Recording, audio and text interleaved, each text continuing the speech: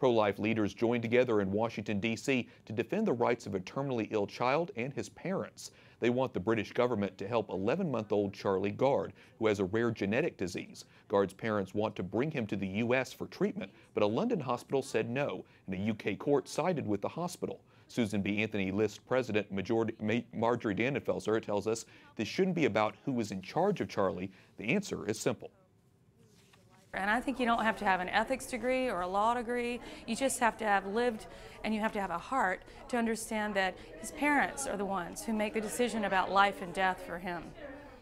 This week, President Trump voiced his support for Charlie and his parents, saying if we can help little Charlie Gard, as per our friends in the UK and the Pope, we would be delighted to do so. The president isn't the only one speaking out about Charlie Gard. Pope Francis is calling for his parents to be allowed to accompany and treat their child until the end. But a statement from another Vatican official is causing some controversy.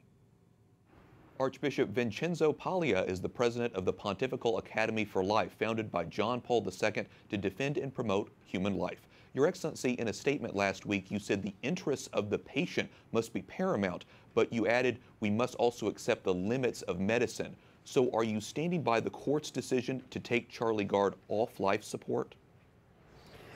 Yes. When the case of little Charlie exploded, the first action as a president of the Pontifical Council for Life that I took was to listen to the English bishops who were familiar with the case.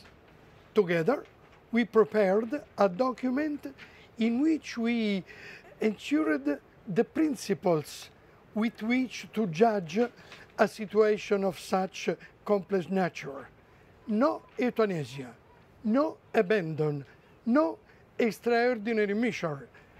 Yes, to cure, to accompany, to listen to the desires of Charlie's parents. This week, the Vatican said Pope Francis expressed his own closeness to Charlie's parents and that he's hoping their desire for care is not ignored. That seemed to almost be a reversal in the Vatican's position. Have you talked with Pope Francis about the case?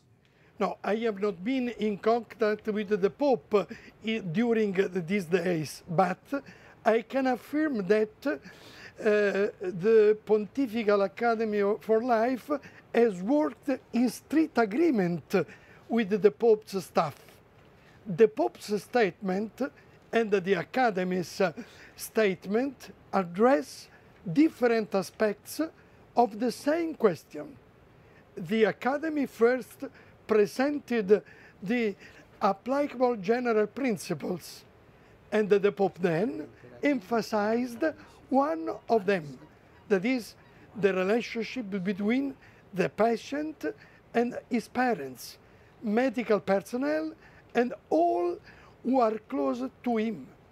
It appears that this relationship risks being set aside by the civil authorities in Charlie's case. Some people are concerned the statement, though, just wasn't sensitive enough to the rights of parents. What would you say to the critics out there? So the Pope, the Vatican, and all of us must pray for Charlie and its parents. Together we must be vigilant that the rights of Charlie and those of all children are recognized and defended. All human life is sacred and was given to us as a precious and a fundamental gift. This is very, very important. It is an important issue, and obviously continued importance of prayer is also important. Archbishop Vincenzo Paglia, President of the Pontifical Academy for Life, thank you so much for joining us. Thank you very much. The president of the March for Life is expressing support for Charlie Gard and his parents. Jeannie Mancini joins us now in studio. Jeannie, welcome back to the program. You gathered alongside other pro-life leaders today to voice support for Charlie Gard's parents. What are you hoping to achieve? Well, if you consider what's really going on here, Charlie has this terrible, potentially terminal illness, which is horrific to begin with and tragic, but what makes this so much worse is that his parents are not now allowed to decide how to treat him.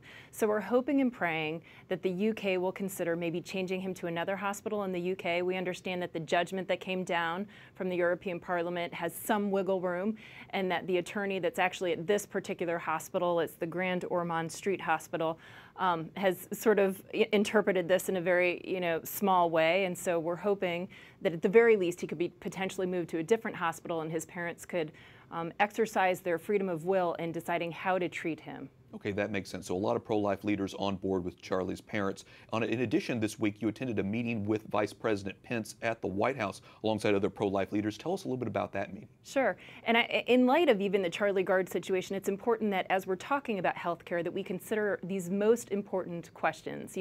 When does life begin? Who should be able to treat when life ends? What have you? So, of course, we talked about pro-life issues with Vice President Pence and wanting to keep the repeal and replace bill as pro-life as it possibly can be. And of course, we're all on the exact same page. It's just trying to figure out how to exactly to do that now. It seems like the Trump administration is actively engaging with the pro-life movement. Do you have that same sense? Oh, without a doubt. They've been just incredible, more pro-life than I ever could have anticipated. Not only keeping promises, but going even further, I would say.